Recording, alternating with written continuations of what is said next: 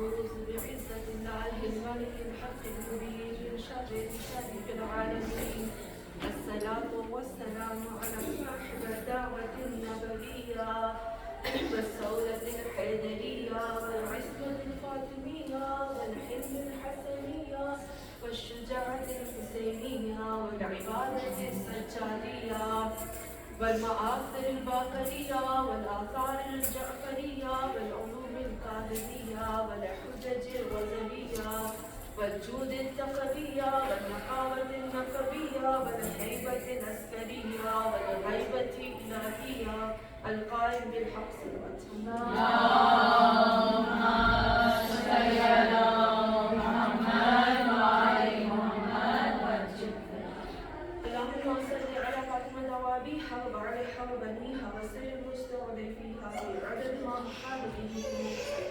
اللهم صل على محمد وعلى محمد وسلم. اما بعد فقد قال الله تبارك وتعالى في قرآن مجید. سب مل کر آج نمی کا دن ہے، آج مل کر آپ پڑھتے ہیں بسم اللہ الرحمن الرحیم. قل اعوذ برب الناس ملک الناس الہ الناس من شر الوسواس الخناس الذي يوسوس في صدور الناس من الجنة والناس. اللهم صل على محمد وعلى محمد وسلم. ہاں مومنات، اتنی جلدی دن گزر گئے، ابھی تو ہم نے شیطان کے مشن بھی نہیں پڑھے.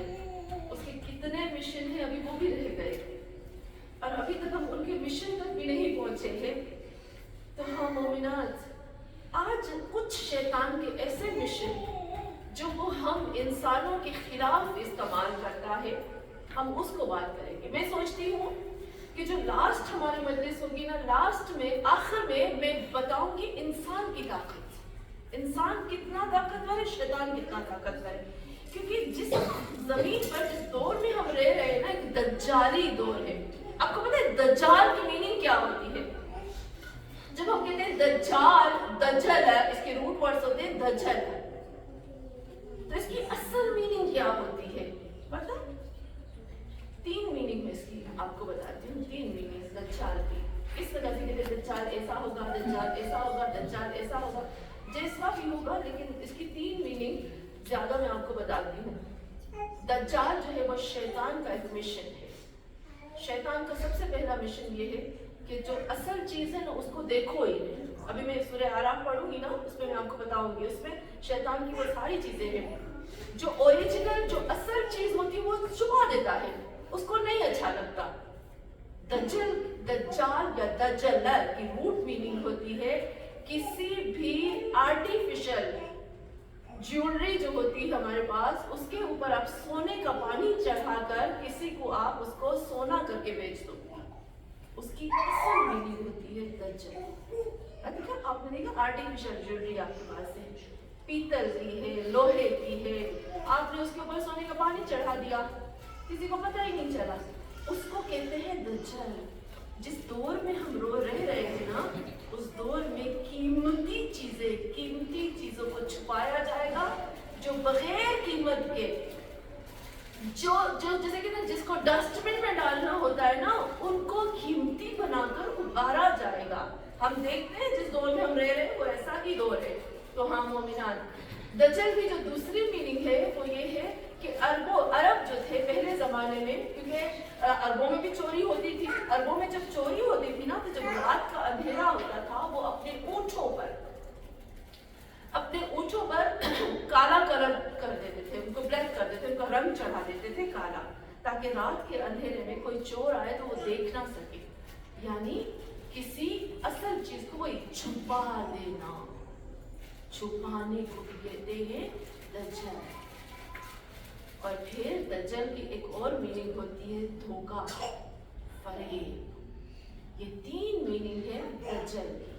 اور جب ہم دجال میں آتے ہیں تو یہ اور بڑھ جاتی ہے.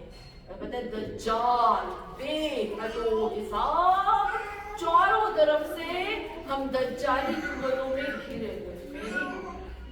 قرآن کی آیت کہتی ہے، میں اس کو انشاءاللہ بیان کروں گی. ہاں مومنان، شیطان کا ہم کل بات کر رہے تھے. شیطان کا ایک نام ہے ابلیس. ابلیس ہے نا ایک نام. کیوں اس کو ابلیس کہتے ہیں؟ محمد صلوات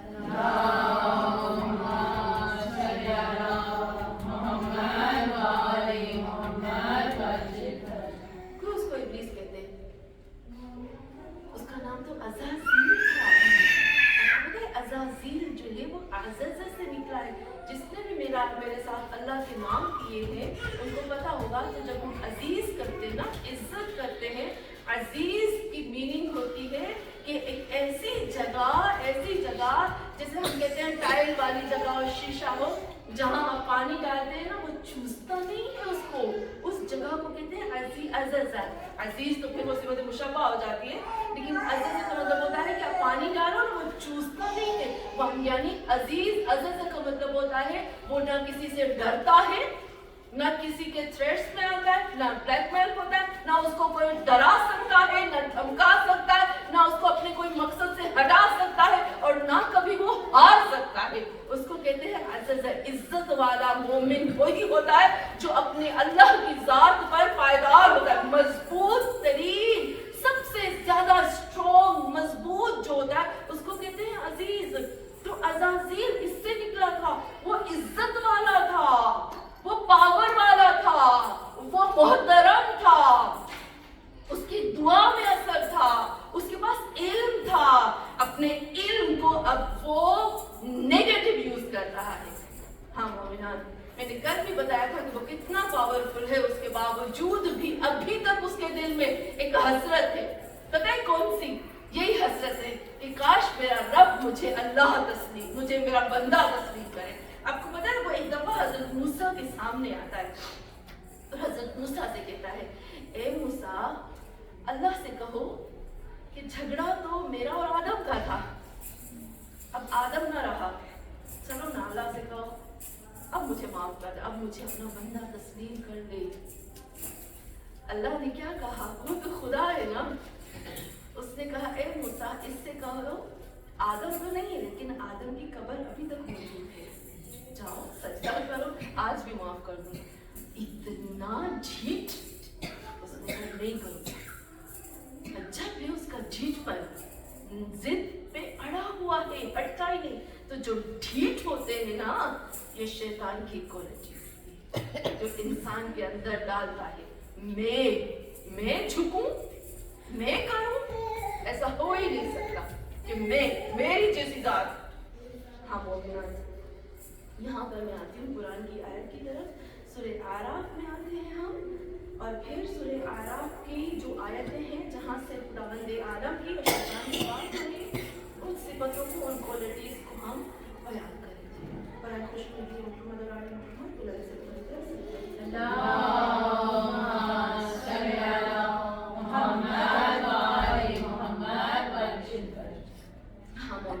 میں نے بتایا تھا کہ جب خداوند عالم نے فرماتے ہیں وَلَقَدْ خَلَقْنَاكُمْ ثُمَّ صَوَّرْنَاكُمْ ثُمَّ قُلْنَا لِلْمَلَائِكَةِ اسْجُدُوا لِآدَمَ فَسَجَدُوا، سب نے سجدہ کیا الا ابلیس. میں بھول گئی ابلیس کی معنی بتانا نا.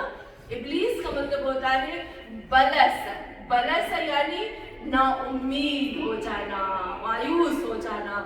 اللہ نے ابلیس کو پہلے ابلیس نہیں کہا، لیکن جب اس نے سجدہ نہیں کیا تو جب بھی ہم دیکھتے ہیں کہ آدم فسجدوا الا ابلیس، سوائے شیطان کے، کیونکہ اللہ نے اس کو نا امید کر دیا.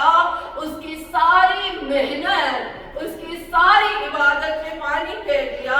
اور پھر اللہ نے جب اس کو کیا کہا تھا کہ کس چیز نے تجھے منع کیا کہ تم اس کو سجدہ نہ کرو، تو دیکھیں اب آپ اس میں نوٹ کریے گا کیا ہمارے اندر یہ کوالٹیز ہیں. یہاں پر میں ابلیس کی 3 کوالٹیز آپ کو اس آیت میں بتاؤں گی، صفتیں بتاؤں گی ابلیس کی. کیا کہا اللہ سے؟ وہ بات کرتا ہے، اللہ سے کہتا ہے اللہ کہتا ہے قال ما منعک ان لا تسجد، کس نے تجھے منع کیا کہ تم سجدہ نہ کرو؟ اس امر تو کر، جب میں نے حکم دیا تھا نا، تمہیں آدم نے نہیں کہا تھا، میں نے کہا تھا. اس امر تو میں نے حکم دیا تھا کر، تو تم کو؟ پھر یہاں پر جواب دیتا ہے. سب سے پہلے کہا قال انا خیر. نمبر 1 میں بہتر، میں بڑھ کر. تو یہ ایک میں، انا میں. جب ایک انسان کے اندر میں آتی ہے نا تو اس کی آنکھ پر ایک خطرناک سی پٹی آ جاتی ہے اور وہ پٹی اس کو غارق کر دیتی ہے. یہ جو میں ہوتی ہے نا اللہ اس کو تباہ کر دیتا ہے. آپ نے وہ قصہ قرآن میں پڑھا ہوگا کہ دو بھائی تھے جن کے 2 باغ تھے. باغ والا قصہ پڑھا ہے نا کہ وہ جس کے پاس باغ ہوتا ہے، آپ پڑھیے گا جا کر، میں اس میں نہیں آنا چاہتی. اس کے پاس باغ ہوتا ہے، ایک غریب آتا ہے، اس کے بعد تمہارے پاس باغ ہے، دوست ہوتے ہیں آپس میں. قرآن کا قصہ ہے یہ. تو دوست کہتا ہے کہ اس میں سے تم خدا کی راہ میں دے دو. کہا نہیں، یہ میری محنت سے ہے، یہ میرا ہے. تو کہتے ہیں اگر تم مر گئے تو کہا میں مروں گا نا تو بھی یہ ختم نہیں ہوگا. اگر ختم بھی ہو گیا تو اللہ مجھے مرنے کے بعد اور دے گا. یہ میرا ہے، یہ میں ہوں، یہ میں ختم نہیں کرنے دوں گا، یہ میری چیز ہے. وہ جب گھر جاتا ہے، قرآن کہتا ہے جب وہ گھر جاتا ہے صبح کو جیسے وہ آتا ہے دیکھتا ہے کہ اس کے باغ اتنا بڑا باغ ہے، قرآن میں پورا اس کا لکھا ہوا ہے. جب دیکھتا ہے کہ پورے کا پورے اس کے درخت، اس کا پانی، اس کی نہریں، اس کا فروٹ سب تباہ ہو جائے. اور پھر وہ روتا ہے اور پھر اللہ سے کہتا ہے مجھ سے غلطی ہو گئی کہ میں کا. ہاں مومنان، سب سے پہلے کہا انا خیر منہ، میں اس سے خیر ہوں. اچھا دوسری بات، بہت خطرناک باتیں آگے آ رہی ہیں، بہت زیادہ. وہ جو آپ نوٹ کریے گا، میں نے اس دن آپ کو بتایا تھا نا ایک عالم نے کیا کیا کہ بتا رہا تھا نا صفت شیطان کی، ہم تو نہیں پہنچ پائے.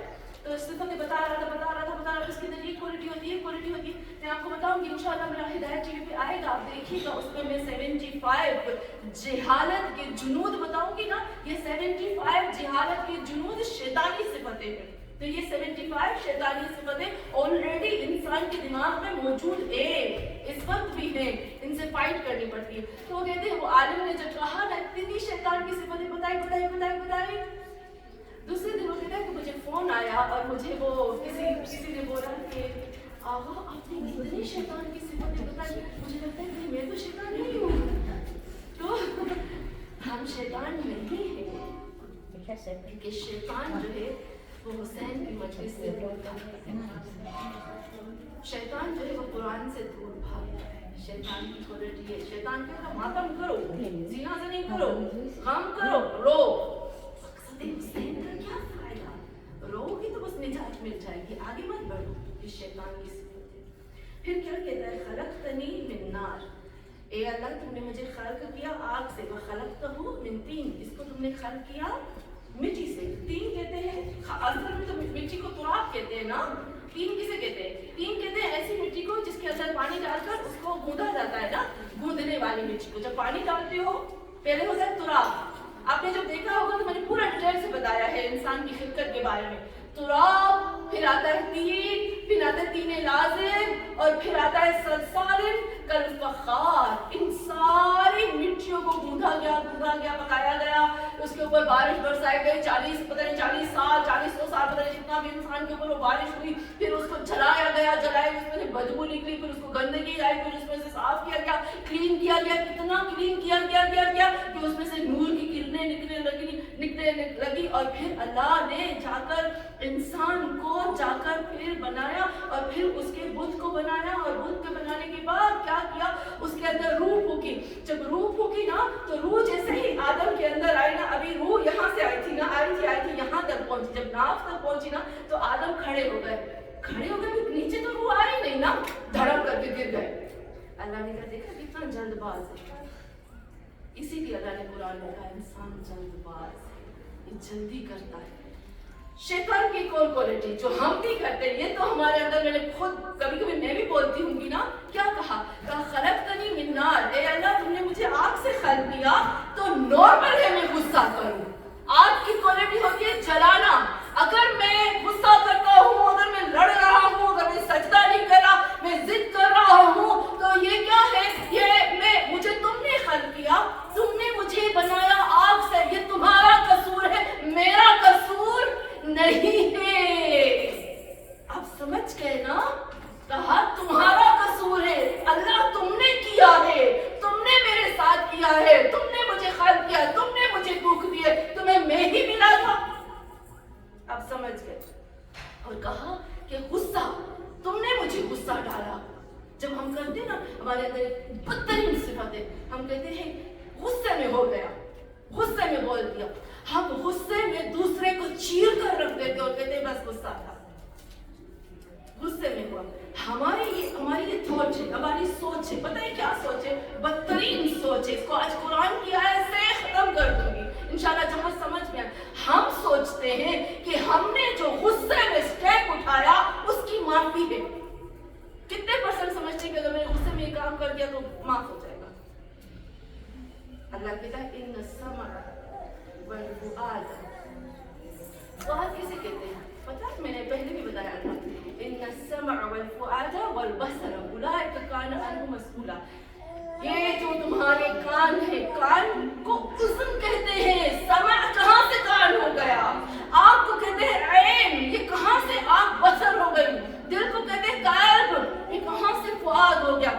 वो कान जो सुनते हैं, वो कान जो समझदार होते हैं, वो आँख जो हकीकत को जानती है, और वो फुआद जो जज्बात से भरा हुआ होता है, जो गुस्से में होता है।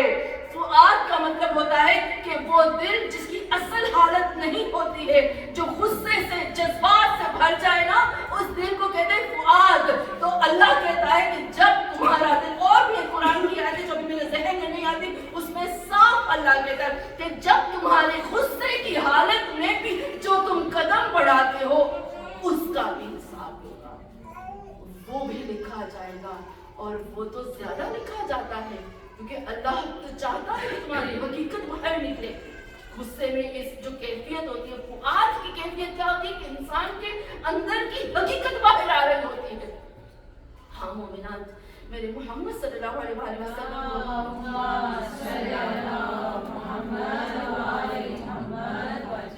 एक आयत पढ़ती हूँ, उसमें नजम भी मुझे नहीं पता, मैं तो बहुत गहराई में जाकर सोचती हूँ ये क्यों हुआ, ये कैसे हुआ, ये क्यों हुआ? अल्लाह कहते हैं माँ का ज़बल फुआद।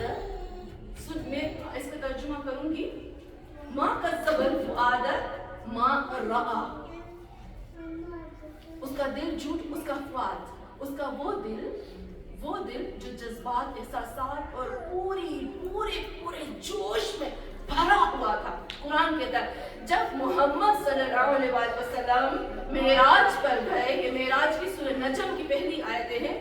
जब मोहम्मद सल्लल्लाहु अलैहि वसल्लम मेराज पर गए, माँ कज़्ज़बल, मैं बोलूं आप मुझे बताएं मैं गलत बोलती हूँ या सही? माँ कज़्ज़बल लिसान, मारा, गलत है ना?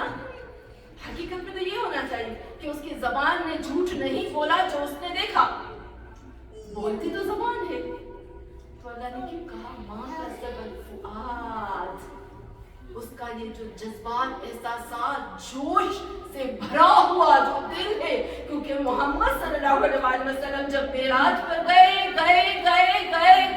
कल्ब था जमीन पे। अब दो चीजें नोट करिएगा, जब मोहम्मद सल्लल्लाहु अलैहि वसल्लम जमीन पे था, उनका दिल जो था वो कल्ब था, कल्ब।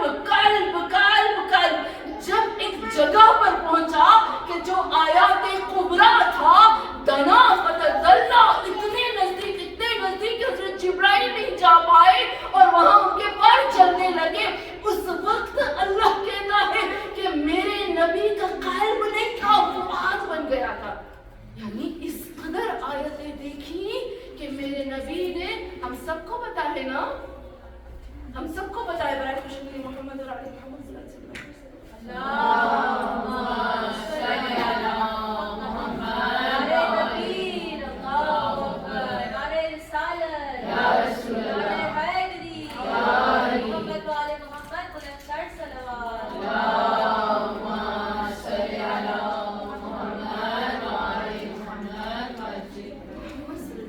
अलैहि वसल्लम।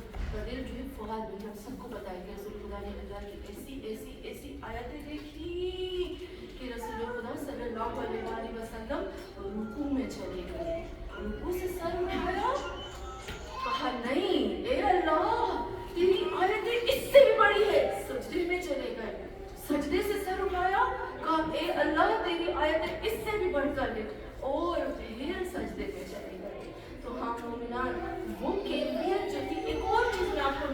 چاہوں گی کہ اگر کسی کو سمجھ میں نہیں ہے تو ہم اس پہ ڈسکس بھی کر سکتے ہیں، صرف ابھی تو جگانے کی حد تک ہے کہ جب محمد صلی اللہ علیہ وسلم معراج پر تھا تو اس وقت ان کا دل جو تھا جذبات، احساسات، جوش، عشق اور اللہ کی آیات کبریٰ کو دیکھ کر عجب ہو گیا تھا. وہ اس وقت دل نہیں تھا، فؤاد بن گیا تھا. اور اس فؤاد میں سے محمد صلی اللہ علیہ وسلم کی حقیقت کیفیت جو تھی وہ سجدے کی کیفیت، وہ نماز کی کیفیت، وہ عشق الہی کی کیفیت، وہ دناپت اللہ کی کیفیت، پوری کی پوری جو کیفیت، جو پوری معراج اگر آپ پڑھو نا، میں نے جب معراج کو پڑھا تھا تو میں ہوش کھو بیٹھی تھی کہ واہ میرے اللہ یہ کیا چیز ہے. ایک غیر مسلمان سائنسدان نے معراج کے بارے میں پڑھ کر اسلام قبول کیا اور کہتا ہے کہ اسلام کے لیے فقط یہی چیز کافی ہے. تو ہاں مومنان، یہاں پر رسول اللہ کا دل فؤاد تھا. لیکن ایک چیز میں آپ سے پوچھتی ہوں کہ جب اللہ کہتا ہے کہ میں نے محمد کے دل پہ قرآن نازل کیا، وہ دل فؤاد تھا یا قلب تھا؟ نزل علی قلبک. ہاں اے محمد صلی اللہ علیہ وسلم، تمہارے دل پر جبرائیل امین نے قلب پہ قرآن نازل کیا. وہ جو نارمل حالت تھی اس پہ قرآن. یہ بہت بڑی بحث ہے، میں صرف اور صرف جگا کر آپ کو چھوڑ دیتی ہوں. اس کو آپ کو خود ڈھونڈنا ہے کہ محمد کا قلب وہاں فؤاد تھا، لیکن جب قرآن نازل ہوا تو قلب کیوں تھا، قلب پہ کیوں قرآن نازل ہوا. ایک بہت بڑا اس کے اندر فلسفہ ہے. میرا ٹاپک نہیں ہے اس لیے میں اس میں آگے نہیں جاؤں گی. تو ہاں مومنات، جب انسان کا دل جذبات، احساسات سے بھر جاتا ہے اس وقت بھی اس سے حساب ہوتا ہے. شیطان نے یہی کوالٹی ہمارے اندر ڈالی. شیطان نے کہا قصور میرا نہیں تیرا ہے، تم نے مجھے آگ سے پیدا کیا. آج ہم اللہ سے بھی کہتے ہیں تم نے کیوں ہمارے ساتھ ایسا کیا. اور پھر شیطان کہتا ہے میں تو غصے میں تھا. ہم بھی کہتے ہیں کہ غصے میں تھی، معاف کر دینا، ہو گیا، مجھ سے غصے میں نکل گیا. یہ بھی شیطان کی کوالٹی ہے جو ہمارے اندر ڈالی. ہمیں فائج کرنی ہے. پھر ہم آتے ہیں جو مین چیز ہے نا، میں اس کی طرف آنا چاہتی ہوں. ہاں مومنات، میں کہتی ہوں نا یہ مجھے اصل مقصد تک پہنچنے نہیں دے گا. مجھے لگتا ہے کہ اور اشیاء بھی رکھنا پڑے گا. برائے محمد بلند سے بلندر صلوات.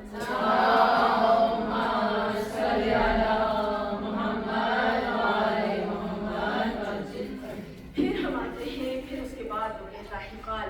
سورہ اعراف آپ پڑھیے گا، ضرور پڑھیے گا. اتنی خوبصورت سورہ ہے. میں نے آپ کو اس دن بھی کہا تھا کہ حیران ہوں میں اس سورہ پر کہ شروع ہوتی ہے یا آدم انت وزوجک، یا آدم سے شروع ہوتی ہے اور آگے 20-25 آیت کے بعد یا 30 آیت کے بعد آتے ہیں یبنا آدم کی بات ہو جاتی. اس قدر یہ خوبصورت سورہ ہے کہ میں اس میں گم ہو جاتی ہوں. ہاں مومنان، پھر اللہ کیا کہتا ہے قال فاہبط.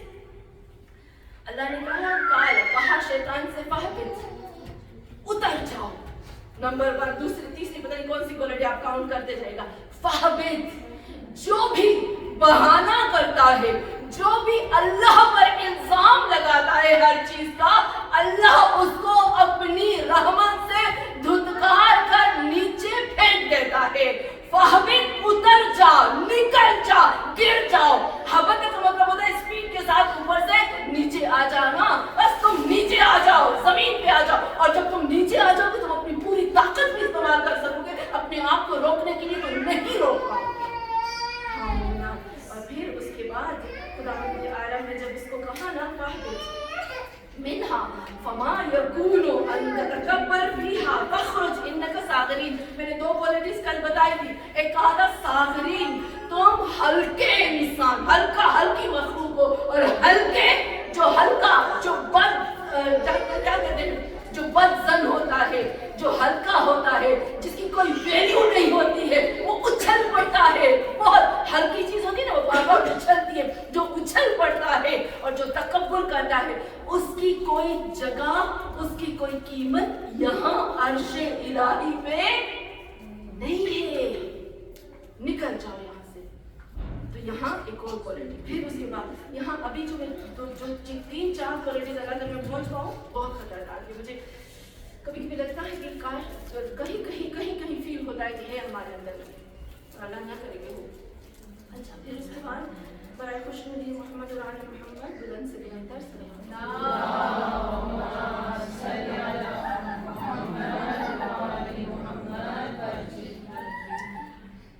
यहाँ पर फिर हमने कल भी किया था कार अंजुर नहीं रही हो या परसों मुझे इंतजार कर, मुझे मोहलत दो, अल्लाह ने कहा दे दी मोहलत, उस वक्त तक मोहलत दे दी। फ़क़ाल इन्नका मिनल मुनज़रिन, बेशक मैंने टाइम दे दिया, तुम अपना टाइम दे लो, जो भी करना है कर लो। लेकिन काल अल्लाह से कहता यहाँ ये लफ्ज़ इतना खतरनाक है। बड़ा खुशनुदी मोहम्मद बुलंद से बुलंद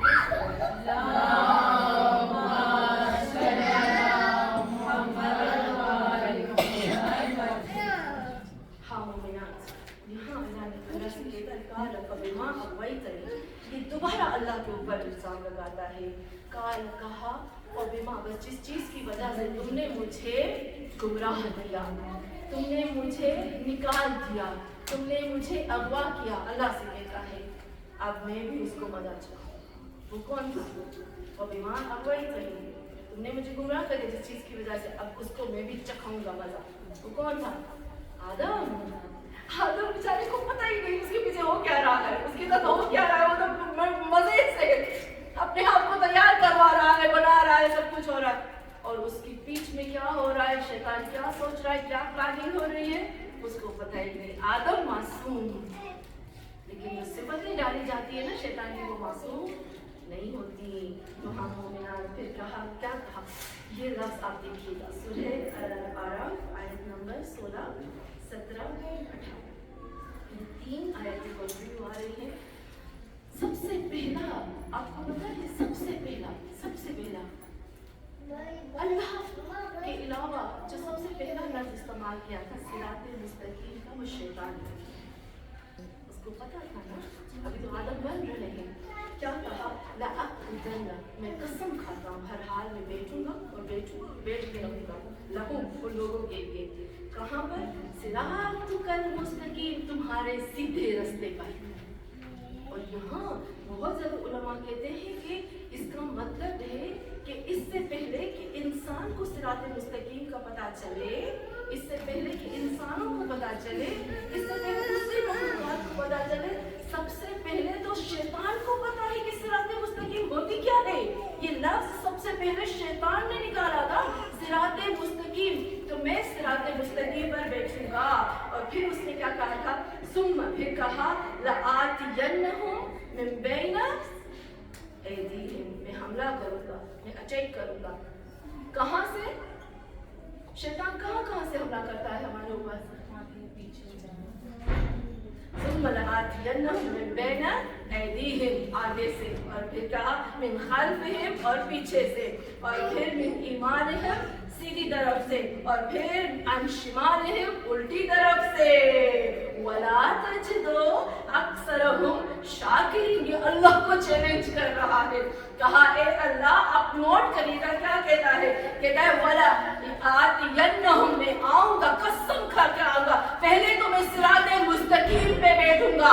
आज हम दज्जाली कुव्वतें देख रहे हैं, 4 ऐसी दज्जाली कुव्वतें मैं आपको बता रही हूँ जो सोशल मीडिया, इंटरनेट के जरिए से हमारे अंदर, हमारी औलादों के अंदर डाली जा रही है।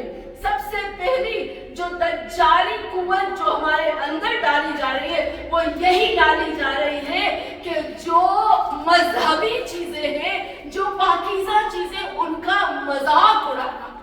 हाँ मोमिनात, आज मजाक उड़ाना हो गया। आपको पता है, मेरी एक दोस्त थी, उसने हिजाब करना शुरू कर दिया। वो कहीं जाती थी, उनका होता है ना, वो गैदरिंग होती है, आपस में मिलते थे, वो हिजाब करती, उसने मुझे अपनी पिक्चर भेजी, फोटो भेजे, देखो मैं हिजाब करती हूँ, मैं इतनी खुश हूँ, मैं इतनी अच्छी हूँ, मुझे बहुत मजा आ रहा है। वो 2-3 दफा गैदरिंग में गई, हिजाब भी उतारा, दर्स भी छोड़ दिया। क्यों? क्योंकि उसका मजाक उड़ाया जा रहा था, इस्लामी चीज़ों का मजाक उड़ाया जाता है। हाँ मोमिनात, काफ़ी साल पहले की बात है कि एक न्यू मुस्लिम थी, एक न्यू मुसलमान, क्रिश्चियन थे, मुझे लगता है, اس کا انٹرویو ایک ایرانی ٹی وی کے اوپر اس کا انٹرویو شروع ہوا. تو اس کو پوچھا جا رہا 60 ایئر کی تھی تب وہ, اس کو پوچھا جا رہا تھا کہ آپ کیسے مسلمان ہوئے. تو وہ بتاتی ہے اپنی بات, کیا ہم ایسے مسلمان ہیں, یہ صرف اس چیز میں آتے ہیں. پتہ ہے اس کو جب کہا گیا کہ آپ جب مسلمان ہو تو کتنے سال کے تھے, وہ اپنی اسٹوری بتاتی ہے. وہ ایرانی چینل جو اس کو دکھاتے ہیں, کہتی ہے کہ میں 9 سال پہلے میری ماں جو تھی وہ مسلمان ہوئی, پھر اس کے بعد میں مسلمان ہوئی, اور میں 9 سال کی جب تھی تب میں مسلمان ہوئی. اور جب میں مسلمان ہوئی نا تو پہلی مرتبہ میں نے حجاب پہنا. اور وہ کیا کہتی ہے برائے خوشنودی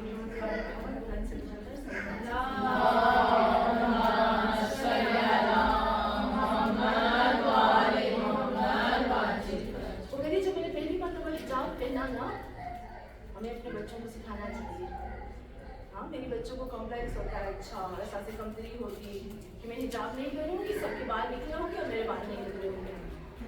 تو ہم سمجھتے ہیں کہ ہمارے بچوں کو احساس کمتری ہو جائے گی, ہے نا. کچھ مائیں کہتی کوئی بات اتار دو. اچھا اسلام کوئی گیم ہے, کوئی مذاق, کوئی کہتے ہیں کوئی مذاق تو نہیں ہے, زندگی ہے, مرنا بھی ہے. تو ہاں مومنات وہ کہتی ہے کہ جب میں نے فرسٹ ٹائم حجاب پہنا, مجھے پتہ ہے میں جب یہ سوچتی ہوں مجھے کچھ ہوتا ہے. میں جتنا قرآن کے اندر جا رہی ہوں نا, جتنا بھی قرآن کے اندر بیت کے ذکر کرنے سے میں اتنی سینسٹیو ہوتی جا رہی ہوں. مجھے نہیں پتا, بہت سینسٹیو ہوتی جا رہی ہوں کہ مجھے فیل ہونے لگی ہیں یہ چیزیں. تو ہاں مومنات وہ کہتی ہے کہ میں 9 سال کی عمر میں تھی اور میں نے حجاب پہنا فرسٹ ٹائم, کیونکہ اسکول کی بس آتی تھی لینے کے لیے. میں نے حجاب پہنا اور میں آئینے میں چلی گئی نا دیکھنے کے لیے, اور میں اپنے آپ کو تیار کر رہی, اتنا خوبصورت مجھے اچھا لگ رہا. میں باہر اپنی مما سے پوچھتی ہوں, مما اچھی لگ رہی ہوں, پیاری لگ رہی ہوں, کیوٹ لگ رہی ہوں, اچھی لگ رہی ہوں. اس نے کہا ہاں میری بیٹی بہت پیاری لگ رہی ہے. تو اس نے کہا میں اتنی خوش تھی, اور میں سوچ رہی تھی میں بس میں بیٹھوں گی نا تو سب میرے دوست آئیں گے میرے پاس, مجھے پیار کریں گے, مجھے ایسے کریں گے, مجھے ایسے کریں گے. کہتی ہے کہ جب بس آئی نا تو میں جب بس پہ چڑھی نا تو سب نے مجھے دیکھ کر منہ بنایا, سب نے میری طرف انگلیاں کرنا شروع کر دی. کہتی ہے مجھے اتنی عجیب نظروں سے دیکھا کہ نا میں سہم گئی, پر میں چپ کر کے بس میں بیٹھ گئی. کہتی ہے تھوڑی دیر کے بعد مجھے ایسے لگا ہم کرتے ہیں, میں وہی سوچتی ہوں ہمارے اندر کیا ہے, ہمیں تو اسلام وراثت میں ملا ہے نا, تو بیٹیوں نے وہ کیا کہتی ہے, کہتی ہے کہ میں نے دیکھا تھوڑی دیر کے بعد میرا سر جو ہے نا وہ گیلا گیلا سا ہے. کہتی کیوں میرا سر گیلا ہے, بعد میں میں نے دیکھا اسکول بس کے جتنے بچے تھے نا وہ اٹھ کر میرے سر پہ تھوک رہے تھے. پورا ٹی وی کو بتا رہی ہے. کہتی ہے مجھے اتنی تکلیف ہوئی, میں گھر آئی, میں مایوس ہوئی. آپ سوچیں ایک بچی 9 سال کی بچی کتنی خوش تھی, اس کی ماں کتنی مضبوط ہوگی نا, جب وہ گھر آتی ہے اپنی ماں کو بتاتی ہے تو اس کی ماں اس کو ہمت دیتی ہے. وہ کیا کہہ رہی ہے, وہ 60 ایئر کی ہو گئی تھی اس وقت, وہ 60 سال کی عورت بتاتی ہے کہ میرا روٹین ہو گیا تھا کہ میں جب بھی اسکول بس میں بیٹھتی تھی سب بچے روز میرے سر پہ تھوکتے تھے, اور میں زیادہ تر اسکارف لے کے جاتی تھی. ایک گیلا ہوتا تھا تو دوسرا پہنتی تھی, دوسرا گیلا ہوتا تھا تو تیسرا پہنتی تھی, تاکہ میں اپنے حجاب کو حفظ کر سکوں. تو وہ جو پوچھ رہا تھا, اس کو جو انٹرویو لے رہا تھا لنکن, اس نے پوچھا, کہا کبھی آپ کو یہ نہیں ہوا کہ آپ اسلام چھوڑ دو؟ کہتی کہ نہیں, میں تو خوش ہوں کہ اسلام نے اتنا کچھ مجھے دیا. مجھے قرآن دی, مجھے اہل بیت کی معرفت دی, مجھے عشق حسین دیا. میں زندگی میں بھی معصوموں میں آتی ہوں تو مجھے اللہ اکبر کی آوازیں سنائی دیتی ہیں. میرا ایمان, مجھے ایسا لگتا ہے میں خدا سے کنیکٹ ہوتی ہوں. مجھے اسلام نے بہت کچھ دیا, میں نے تو کچھ بھی نہیں دیا اس کو, یہ تو کچھ بھی نہیں جو میں اس کے لیے کرتی ہوں. تو ہاں مومنات, کیا ہم نے کچھ کیا ہے؟ ہم نے کیا دیا ہے آج تک؟ کچھ بھی نہیں دیا, ہم صرف لے رہے ہیں. یہ بھی مجھے دو, امام حسین کو بھی کہتے ہیں دو, امام دو, یہ بھی دو, یہ بھی دو, یہ بھی دو, یہ بھی دو. پوری لسٹ ہوتی ہے 10 محرم کو, 9 محرم کو. میں یہ نہیں کہتی کہ نہیں لینا چاہیے, کہاں سے نہیں لیں گے تو ان سے نہیں لیں گے تو کہاں جائیں گے, ہمارا لے کون ان کے علاوہ. اللہ نے خود کہا ہے کہ دروازے میں جب مانگو, میں یہ نہیں کہنا چاہتی کہ نہیں لو, لیکن دو بھی, سامنے سے دو بھی. اس کو کہتے ہیں مودت کی روح میننگ ہوتی ہے لین دین, دو اور دو. تو ہاں مومنات, شیطان کا جو آج دجالی قوتیں چل رہی ہیں ان کا ایک مشن یہی ہے کہ مذاق اڑانا, اور دوسرا مشن کیا ہے, فحاشی.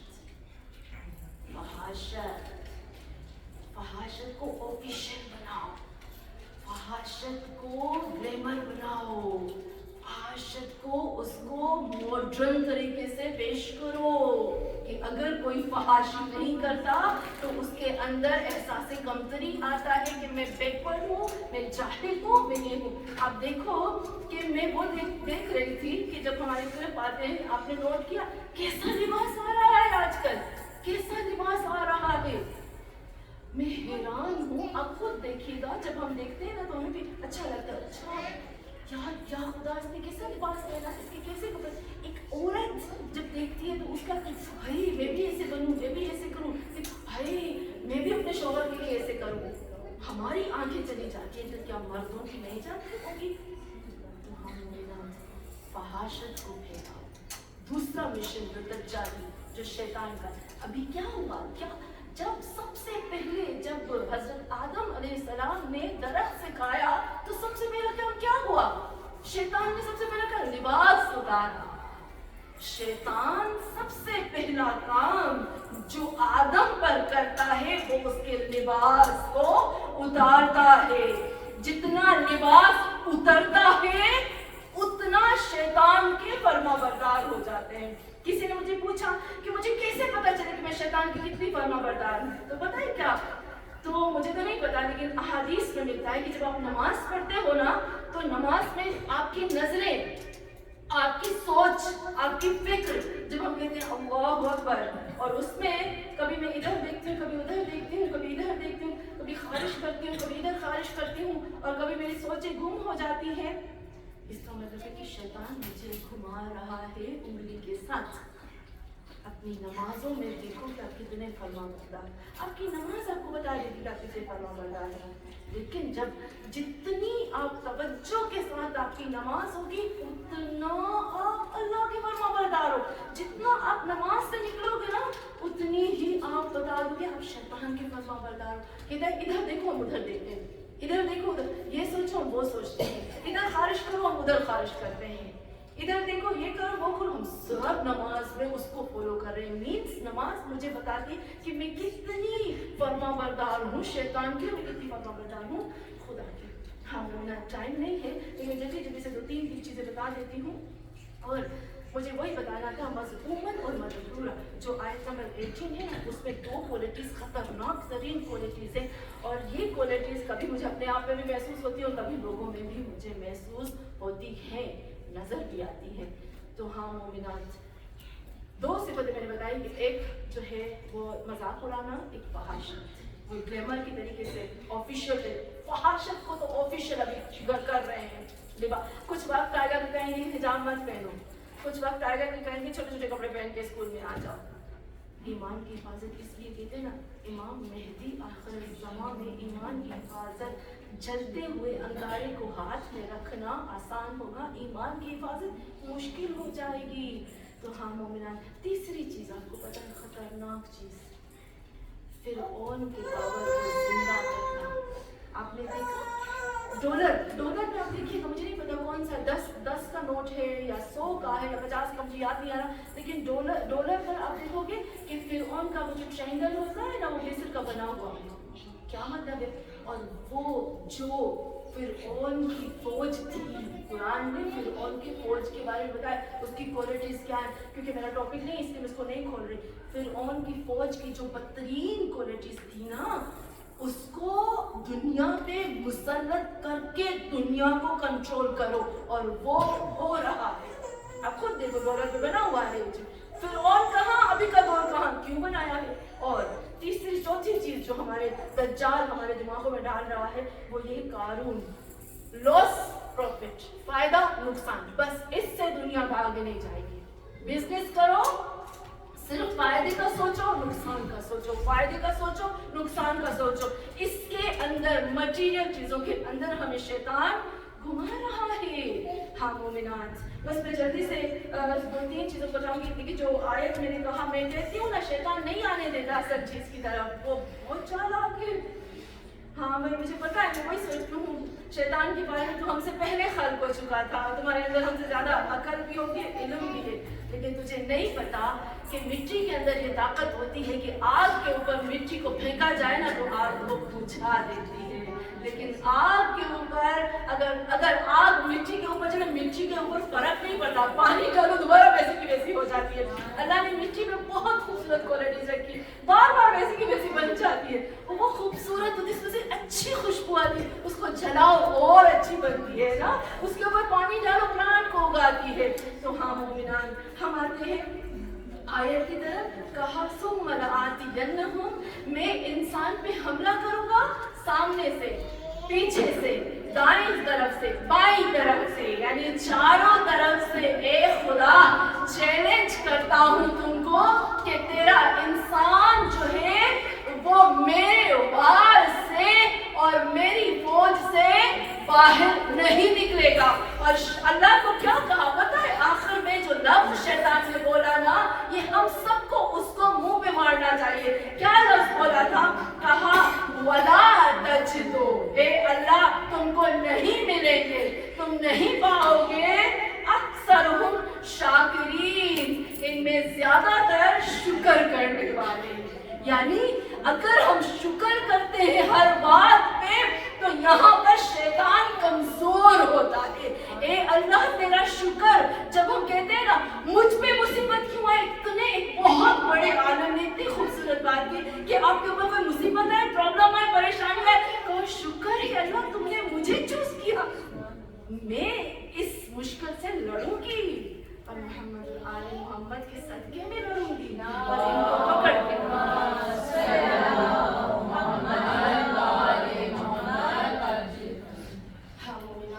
ہم جب قرآن پڑھتے ہیں نا تو قرآن ہمیں برائے خوشنودی محمد آل محمد بلند سے بلند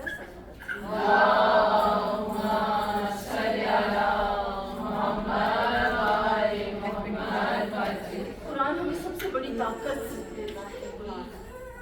ہاں آج 9 محرم ہو گئی اور آج 9 دن تک ہم مسلسل، بلکہ 10 دن تک ہم مسلسل قرآن اور حدیث کے ساتھ چل رہے ہیں۔ یقیناً ہماری مجلس میں امام مہدی آخر الزمان ضرور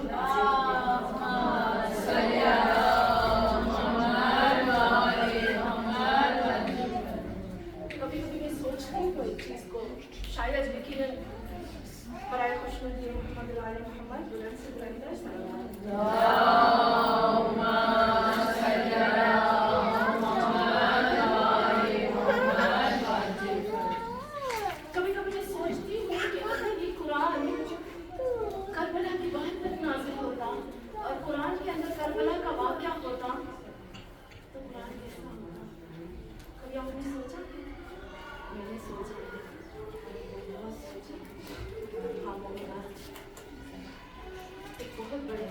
بتاتے ہیں کہ جب قرآن کو اللہ نے سوچا کہ زمین پہ نازل کرے،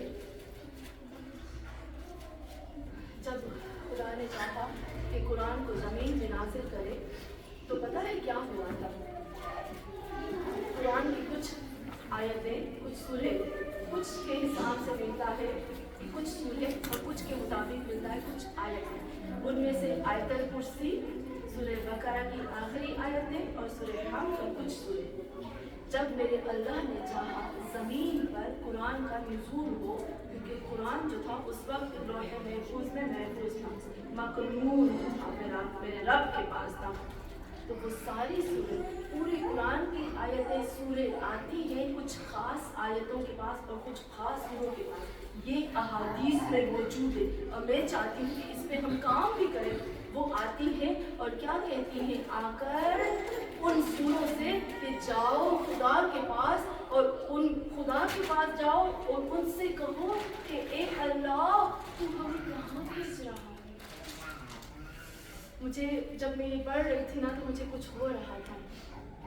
تاریخ روایات میں ملتا ہے، میرے محمد صلی اللہ علیہ وسلم ارشاد فرماتے ہیں کہ وہ ساری کی ساری یعنی آیت الکرسی کچھ کے مطابق، سارا قرآن کچھ کے مطابق، آیت الکرسی، سورہ بقرہ کی آخری آیتیں اور سورہ حمد یہ آیتیں آتی ہیں اللہ کے عرش کو پکڑ کر اور عرش کو ہلا کے کہتی ہیں اے اللہ ہم نے سنا کہ تم ہمیں زمین پہ بھیج رہے ہو، تم ہمیں انسانوں پہ بھیج رہے ہو، اے اللہ یہ انسان ہمارا حق ادا نہیں کریں گے، اے اللہ یہ انسان ہمیں ضائع کر دیں گے، اے اللہ یہ انسان اپنی لڑائیوں میں ہمیں استعمال کریں گے، اے اللہ یہ انسان ہمیں ٹکڑے ٹکڑے کر دیں گے، اے اللہ یہ ریزہ ریزہ کر دیں گے، اے اللہ یہ ہمیں دنیاوی بنا دیں گے، اے اللہ تو ہمیں ان پہ نازل نہ کر۔ مل کے گئی تھی قرآن کی فریاد ہے۔ قرآن اللہ نے کیا کہا؟ نہیں نہیں نہیں، تم لوگوں کو فقط وہ لوگ لیں گے جو میرے محب، تمہیں مومنین لیں گے، تمہیں متقین لیں گے، تمہیں نورانی لوگ لیں گے۔ قرآن کی آیت ہے لا یمسہ الا المطہرون، تمہیں پاک لوگوں کے علاوہ کوئی نہیں لے پائیں گے، وہ لوگ تمہارا حق ضائع نہیں کریں گے۔ اللہ نے ان کو اٹھایا۔ ہاں مومنات وہ قرآن آیا یہاں پر ایک بہت بڑے علماء کہتے ہیں، اہل سنت ہے، اہل تشیع کے کہتے ہیں کہ اگر رہتی دنیا تک سر آدم سے لے کر خاتم تک جتنے بھی جیسے کہتے ہیں نا سلمان، ابو ذر اور اتنے بڑے بڑے مفسر بیچ کر میں آتی ہوں کربلا کی طرف آہستہ آہستہ، میں بتانا چاہتی ہوں کہ اگر کربلا کا واقعہ قرآن میں ہوتا تو قرآن کی کیا حالت ہوتی، ان لوگوں کی کیا حالت ہوتی۔ تو ہاں مولانا وہ کیا کہتے ہیں کہ اگر سلمان فارسی جیسے، ابو ذر جیسے، مقداد جیسے کہاں سے آدم سے لے کر آخر تک بیٹھ کر قرآن پر تفسیر کرتے، ترجمہ کرتے، کام دن رات، نہ کھاتے نہ پیتے نہ سوتے نہ جاگتے، ہر وقت بس بیٹھے رہتے اور صرف قرآن پہ کام کرتے، تو بھی قرآن قیامت کے دن اللہ کے حضور ایسے پیش ہوتا جیسے کسی نے اس کو چھوا بھی نہیں۔ تو جو ہمارے پاس ہے، جو ہم ترجمہ کرتے ہیں وہ کیا ہے؟ وہ تو ہم سوچ بھی نہیں سکتے، وہ تو میری طاقت کے مطابق ہے نا، اصل قرآن تو وہ بھی نہیں آ سکتا۔ تو ہاں مومنان قرآن کی طاقت یہ ہے کہ ہم جب قرآن پڑھتے ہیں تو ہمارے دل لرز جاتے ہیں، تو ہم سوچتے ہیں اگر کربلا کا واقعہ قرآن میں ہوتا تو جو قرآن پڑھتے لوگ وہ اپنے آپ کو قتل کرتے۔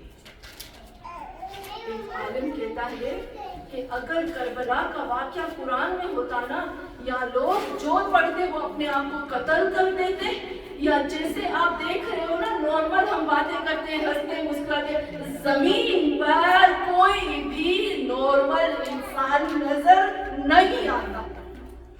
یہ بڑی طاقت ہے، اس لیے اللہ نے یہ واقعہ، میں کہتی ہوں اللہ تو بہت بڑا رحمان الرحیم ہے کہ تم نے یہ واقعہ نہیں دیکھا، ورنہ یا تو ہم اپنے آپ کو مار دیتے یا ہم اپنے آپ کو ختم کر دیتے۔ ہاں مومنان آج 9 محرم ہے، آتے ہیں کربلا، اس جگہ پہ جاتے ہیں، اس بچے کے پاس جاتے ہیں جس کو کہتے ہیں اصغر۔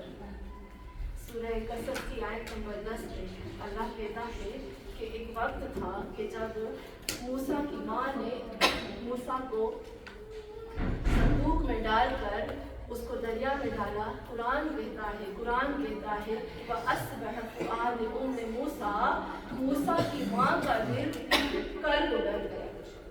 اللہ کہتا ہے کہ جب موسیٰ کی ماں نے اپنے بچے کو صندوق میں ڈالا، دریا میں ڈالا، موسیٰ کی ماں چلانے لگی، اس سے برداشت نہیں ہوا۔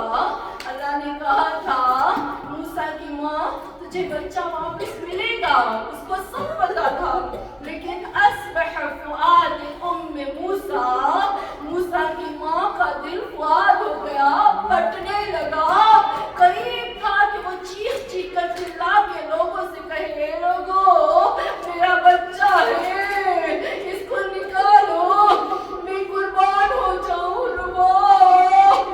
آپ کے اوپر آپ کا بچہ میں تو 6 مہینے کا تھا نا،